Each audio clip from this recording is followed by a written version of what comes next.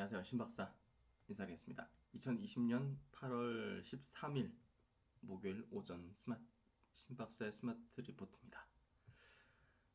오늘 제목은 좀 재밌게 달았습니다. 네, 주도주의 교체 웃기지 말라 그래. 조정은 짧고 상승은 길다는 제목으로 달았고요.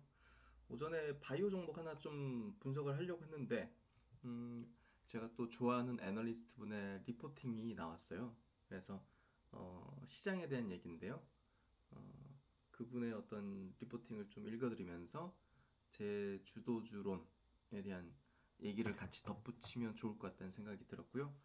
때마침 오늘 그 미국 시장도 기존의 주도주인 기술주, 뭐 테슬라라든지 애플이라든지 이런 종목군들 중심으로 뭐 강한 상승세를 보여주면서 최근에 뭐 국제금리 좀 상승하면서 가치주의 로테이션이 돌리는 게 아닌가, 가치주가 다시 주도주로 부상하나, 뭐 이런 어떤 얘기들이 많았는데, 어,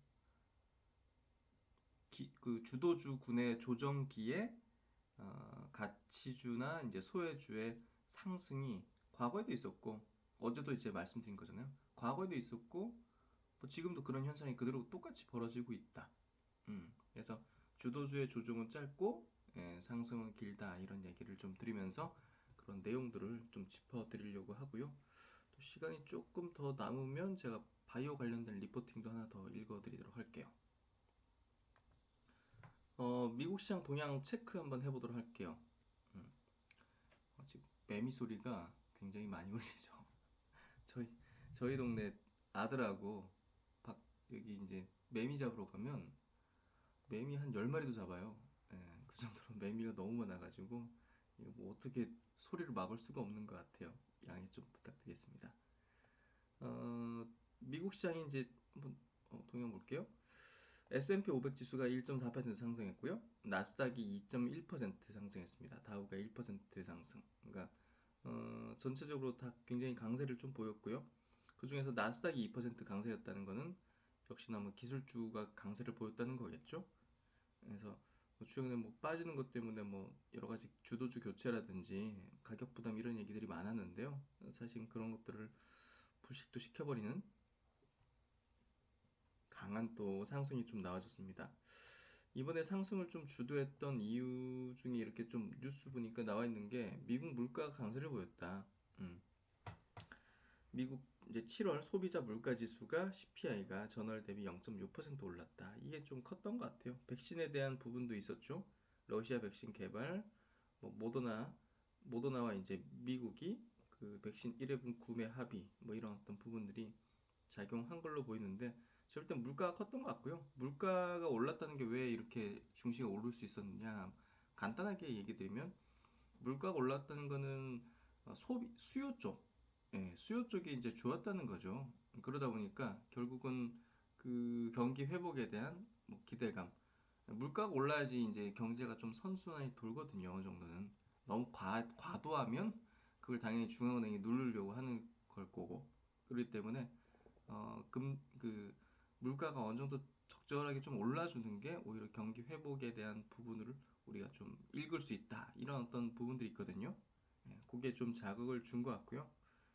음, 테슬라가 13% 상승했습니다. 그러니까 이거 꺾이나? 이렇게 했는데 급반전 해버리죠. 예.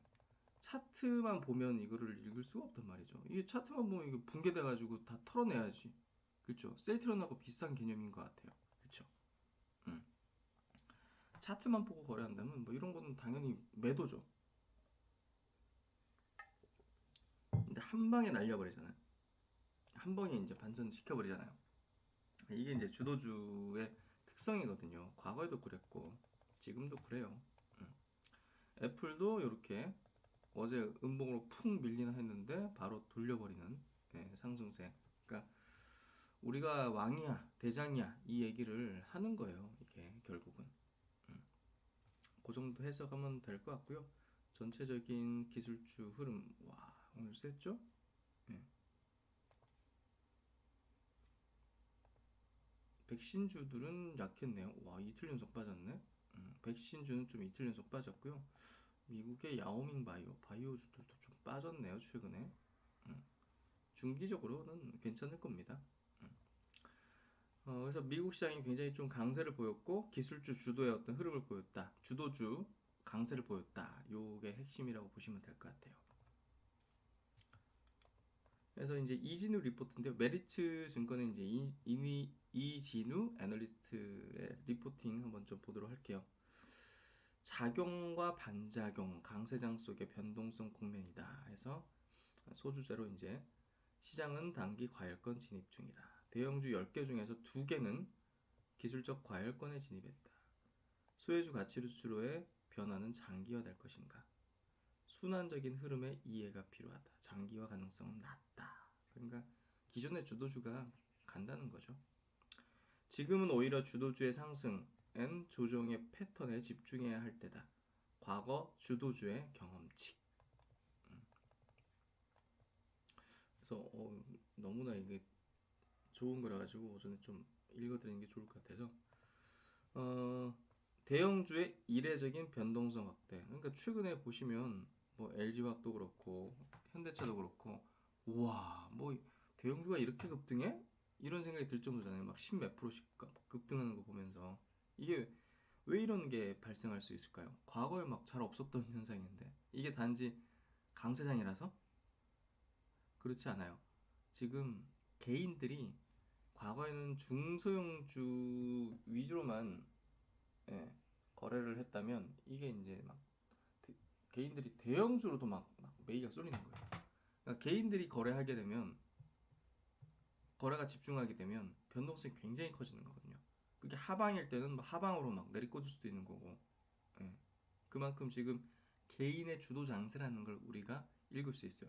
그러니까 뭔가 모멘텀만 불면 개인들이 확 달라붙으면서 기관들도 사기도 하지만 확 달라붙으면서 변동성을 그냥 이제 기관이나 외국인들의 메이저들만 주로 거래하는 그런 대형주였던 패턴이었다면 한 6, 7% 오르고 이런 식으로 됐겠지만 개인이 여기에 팍 붙어버리니까 10 몇 프로가 막 튀어버리는 거죠. 막.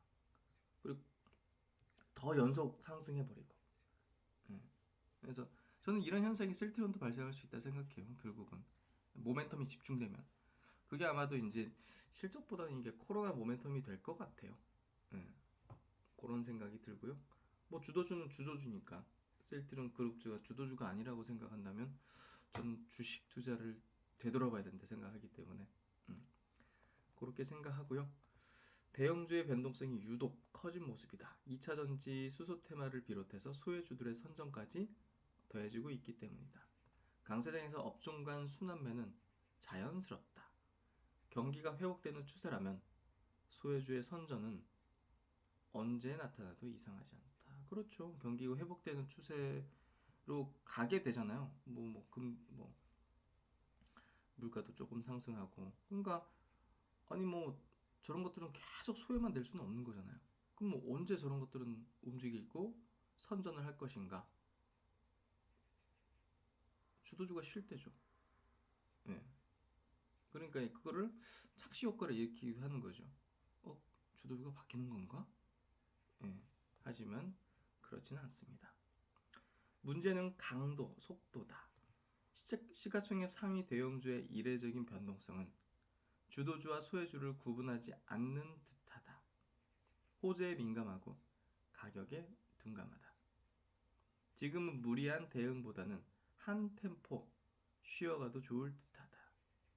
작용이 있으면 반작용도 있듯이 장기 강세장 속에서도 속도 조절은 필요하기 때문이다.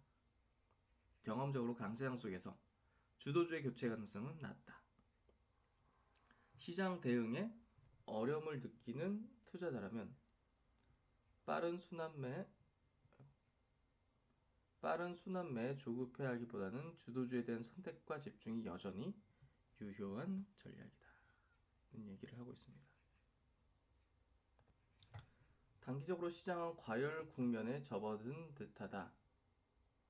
코스피 2 종목 중 기술적 과열권 RSI 관점에서 진입한 종목의 수는 비중은 16%에 달한다. 과열된 종목이 꽤 있죠. 대형주 중심인 코스피 200은 과열권 진입 종목 비중이 20%에 육박한다. 경험적으로도 과열권 진입 종목이 15에서 20%를 넘어갈 경우 시장의 템포 조절이 있었다는 것을 비춰본다면 과열 해소 가능성을 염두에 두어야 할 듯하다. 강세장의 한복판이 어떤 지난 6월 초 역시 현재 수준과 유사한 수준이었다. 패턴은 지금과 유사하다. 주도주 선전 후 소외주로의 빠른 순환매이다.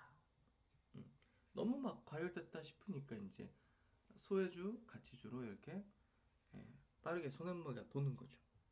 하지만 그쪽이 주도권을 쥐기보다는 이런 어떤 과열을 해소되는 국면 속에서 나타나는 현상이다. 그렇게 좀 보는 게 맞다는 거죠. 그래서 여기 보시면 대형주 10개 중에 이제 두 개가 이제 과열권에 진입했다 이렇게 이제 얘기를 하잖아요. 그게 이제 무슨 종목이냐면 이제 LG화학이죠. LG화학하면 이제 여러 수치가 이격도라든지 심리도 이런 어떤 뭐 참고용으로 보는 기술적 어떤 지표 상태도 과열적인 어떤 측면으로 접어들었거든요. 중장기적으로는 관점이 아니라 단기적인 관점에서 좀 과열했던 치달한 부분이거든요. 그래서 그런 얘기를 하는 것 같아요. 현대차도 마찬가지로 이제 보조지표상 좀 과열에 좀 치달았다는 어떤 신호들이 좀 있죠. 그래서 대형주 두 개는 이미 과열과 진입했다. 여기서 두 개는 제가 볼 때는 LG화학과 현대차라고 이제 보여지네요. 그래서 대형주 수급의 이동, 중소형주에서 대형주로 이제 변동성 확대 원인이다. 얘기를 드린 거죠. 그래서 대형주 변동성 확대 직접적인 배경은 개인 투자자 유동성이다. 대형주의 변동성을 키운 직접적인 원인은 수급 유동성이다. 개인 투자자의 매매 비중이 중소형주에서 대형주로 빠르게 옮겨진 영향이다. 숫자로 표현하면 이렇다.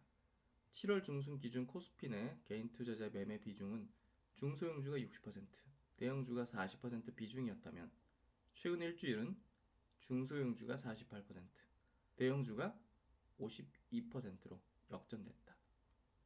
코스닥 시장과 같이 봐도 유사하다. 코스닥보다 코스피의 매매 비중이 높아지고 있다.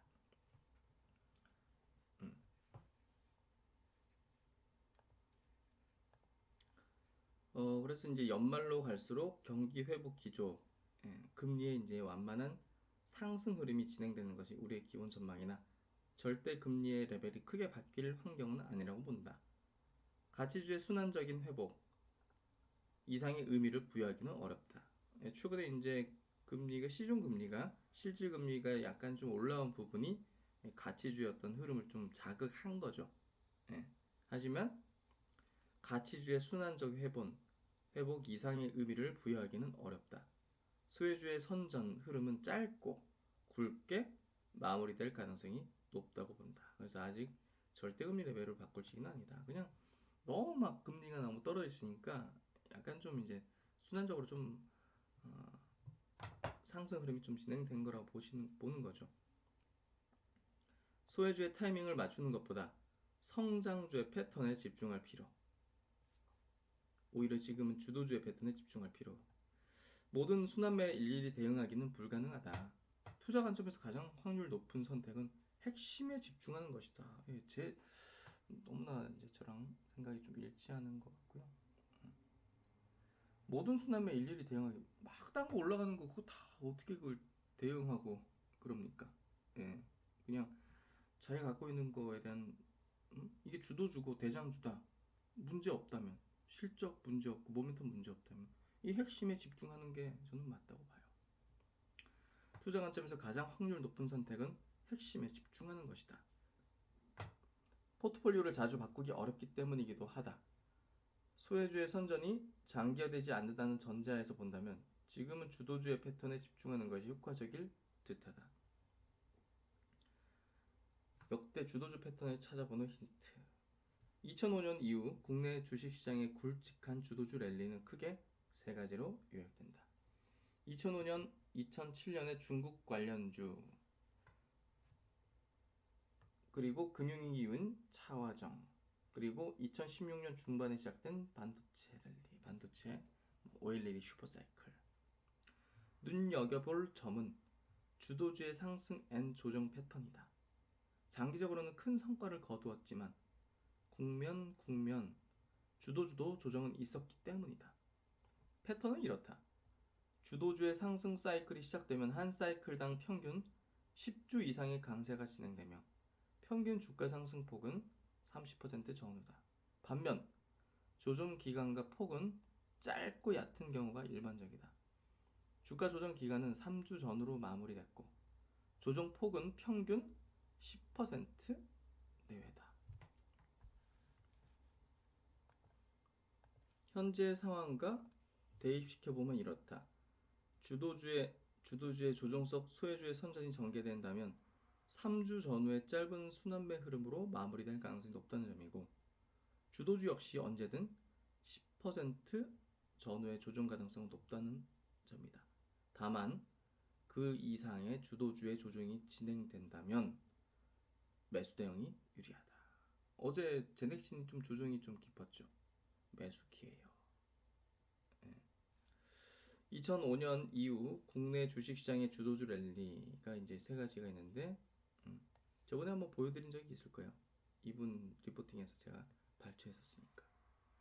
코스피 흐름 대비해서 주도주의 흐름이 월등히 높은 거를 확실히 볼 수가 있죠.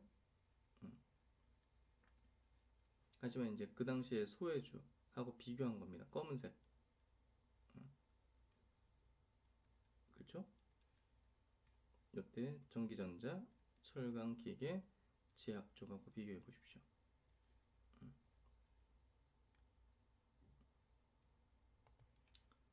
먼저 이제 2005년부터 2007년까지 있었던 이제 중국 인프라 투자 기간 동안에 이제 주도주가 이제 파란색 선입니다. 파란색 선의 이제 상승 구간, 그리고 하락 구간, 조정 구간은 이렇게. 이게 이제 통계적으로 보니까 한 3주 내외 정도 됐다는 거고요. 상승은 평균 상승 기간은 10주, 평균 하락 기간은 2.8주. 그렇죠? 평균 상승 폭은 28.3%, 평균 하락 폭은 11%. 이해되시죠? 무슨 얘기 하는지. 주도주가 상승은 길고 하락은 짧았고 조정은 짧았고, 그 폭도 이제 이렇다는 거죠.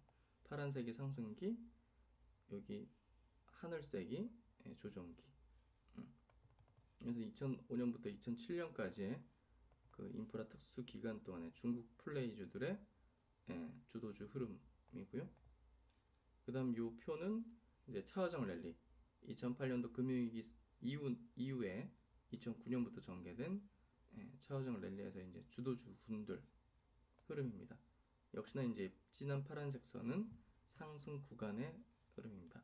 평균 상승 기간은 12.4주, 평균 하락 기간은 3.5주, 평균 상승폭 29.8%, 평균 하락폭 10%. 비슷하죠? 비슷하게 전개될 겁니다. 이번에도. 이게 원리 부분이기 때문이죠. 원리. 또 이제 상승 구간 역시나 이제 2016년부터 2017년 말까지의 그 반도체 랠리 때입니다. 삼성전자, 하이닉스, 그리고 뭐 일부 장비주들 여기 편입돼서 이렇게 표로 나타낸 것 같고요. 평균 상승 기간은 15.2주, 평균 하락 기간은 3.8주. 거의 한 달 가까이 이렇게 조정받았다는 거죠. 평균 상승폭은 33%, 평균 하락폭은 10%. 이런 형상을 보였습니다. 뭐 이번에도 다름없을 것 같고요. 그러면 쉬는 기간 동안은 뭐 장이와 꺾여 있느냐 완전히, 그게 아니라 소외주 쪽으로 매기가 붙는다는 거죠. 어쨌든 주도주가 이렇게 막 떠가지고 시장이 강세를 보인다는 거는 경기가 좀 좋아지는 흐름 속이거든요. 당연히 그랬잖아요. 모두 경기가 나쁜데 뭐 갑자기 주도주가 출현해가지고 시장이 강세로 간다, 그건 아니잖아요. 그러니까 결국은 이제 경기가 나아진다는 거는 경기 민감 섹터나 이제 거기에 수혜를 받는 어떤 업종도 소외되어 있었다 하더라도 올라올 수 있는 분위기가 생길 거 아니에요. 그게 이제 언제냐? 주도주가 쉴 때였다는 얘기를 하는 거예요. 그래서 박힌 건 없다. 순환이 있을 뿐. 이런 관점에서 지금의 시장을 보면 조급해할 필요는 없다. 강세장에서는 낙관에 기댄 가격과 수급 쏠림은 불가피한 면이 있기 때문이다. 하지만 그 과정에서 과열 해소 국면도 존재하고 소외주의 순환매가 발생하기도 한다. 가격 움직임에 민감해야 할 필요도 없다. 주도주는 강세장의 시작과 끝을 결정짓는 주체이기 때문이다. 지금도 다르지 않다고 본다. 네, 시간 좀 남는 것 같아서 요거 하나 좀 보여드릴게요. 오늘 오전에 나온 리포팅인데요. 한국투자증권에서 나온 이제 애널리스트 제약 바이오 부분에 대한 Q&A입니다. 세 가지 정도 핵심 주제인데요. 그 첨생법 관련된 이제 모멘텀, 그리고 뭐 항암제 관련된 기업 내용 모멘텀, 그리고 뭐 코로나 관련된 내용들, 이렇게 좀 내용이 좀 있는데 간단하게 한번 좀 체크를 한번 해볼게요. 제약바이오가 지금 가장 뜨거운 업종이다는 얘기를 하고 있습니다. 여기 보시면 요 표 보시면 검은색 실선이 코스피 지수고요. 파란색 요 부분이 이제 이 파란색 진한 게 이제 KRX 헬스케어 지수입니다. 제가 이제 가끔씩 보여드렸던 그 지수 차트죠. 그래서 아웃퍼폼을 굉장히 크게 하고 있다는 것을 50% 이상 지수 대비해서 하고 있다는 것을 표로서 좀 볼 수가 있고요. 이게 이제 뭐 사그라지지는 않을 거다. 코로나19 상황이 계속 지속되고 있기 때문에 그 얘기를 하고 있고요. 그 8월 말 시행 예정인 첨생법, 진흥국 애널리스트 분께서 이제 얘기하는 부분이고요. 사실 이번에 이제 바이오 섹터가 이제 들썩였는데 사실 바이오 섹터가 올해 도래할 시즌이었어요. 상승기로 돌입할 시즌이었다고요. 근데 코로나가 갑자기 터지면서 더 거세졌고 코로나 관련주가 이제 막 주도주로서 이게 부상을 한 거거든요. 근데 사실은 이 도래할 때 그 주도할 수 있는 여러 명분들이 좀 있었어요. 그 중에 하나가 이제 첨생법 관련된 모멘텀도 있었거든요. 그러니까 요 부분도 이번 8월 28일부터 이제 시행된단 말이에요. 그래서 아무래도 제가 볼 때는 이 바이오 섹터의 어떤 분위기를 업시켜주는 상승을 이제 코로나 관련주가 아닌 것들도 돌리면서 이게 올려줘야 될 거 아닙니까? 그런 차원에서 볼 때 아무래도 첨생법이 그 역할을 좀 할 가능성이 높다. 명분 제공을. 그래서 국내에 이제 뭐 세포치료제 관련 기업이라든지 이런 것들이 꽤 많기 때문에 관련주들이 이 바이오 섹터의 상승을 계속 유지시켜주는 또 하나의 어떤 업종 내 순환매 역할을 해줄 것이라는 생각이 좀 들고요. 뭐 첨생법 얘기를 좀 하고 있습니다. 그래서 코로나19로 관련주의 주가 상승이 가팔랐던 만큼 향후 추가 기대감은 아무래도 전 세계 코로나19 확진자 수에 달려 있을 것 같습니다. 확진자 수가 둔화된다면 진단기기나 치료제에 대한 모멘텀도 약화할 것입니다. 반대로 확진자 수가 유지되거나 늘어난다면 관련주들의 실적 기대감과 투자 심리는 강세를 이어나갈 것으로 예상합니다. 코로나19 외에 최근 저희가 말씀드리는 섹터 내 모멘텀은 8월 28일 시행될 첨단재생 바이오 약법입니다.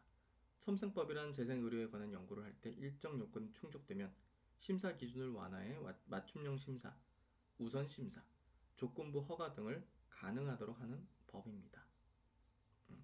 그래서 코스닥에 상장된 관련 종목들이 매우 많으며 이들 업체 중 대부분은 코로나19 치료제를 개발하지 않아 그동안 주가가 소외되어 왔습니다. 그렇죠? 첨생법 관련 업체들의 주가 상승을 기대합니다.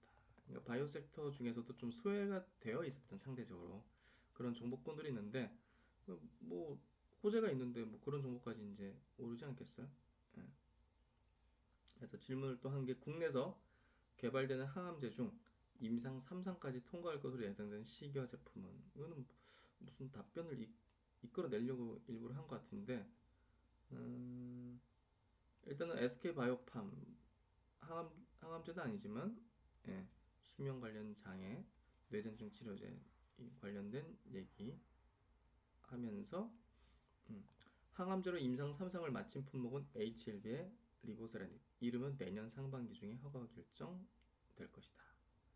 그리고 이제 유한양의 옥스코텍의 레이저 티닙도 이거 이제 스마트 리포트 한번 짚었죠. 옥스코텍 기술 출돼서 임상 성공 시 24년 글로벌 출시 기대된다. 그래서 요거 얘기를 하고 있습니다. 두 개 기업 HLB, 유한양의 옥스코텍.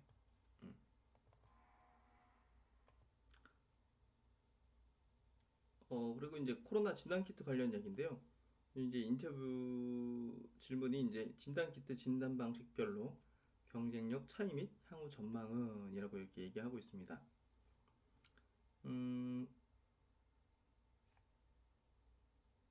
질문이 이제 여기 보시면 뭐 이렇게 진단키트 관련 주도가 이제 굉장히 급등했는데 최근 7월 수출 데이터에서 진단키트 수출 규모가 전월 대비 큰 폭 하락했고 미국에서 코로나19 확진자 수가 감소하고 있다는 소식이 부담으로 작용한다. 그래서 진단키트 관련주 좀 어떻게 봐야 될 것 같느냐 이렇게 질문을 하는 건데요. 최근에 좀 감소하는 측면이죠.